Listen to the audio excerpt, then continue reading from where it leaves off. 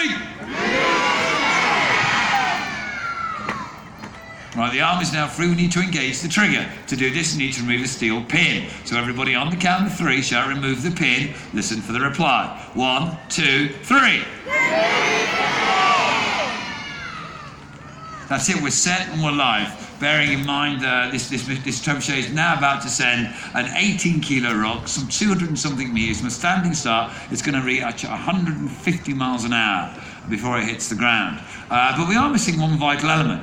This technology, which was perfected in the 13th century, will bleed into the 14th century, and of course then be replaced by the cannon. But of course we don't have a countdown clock over there, so I need your help. We're going to count down from 10 down to 1, and when we get to 1, the command phrase for this machine is loose. It's not activate, it's not fire.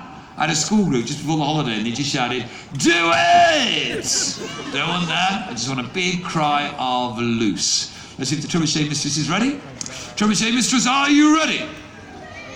Right, everybody, are you ready? Yeah! Right, with me, as loud as you can. 10.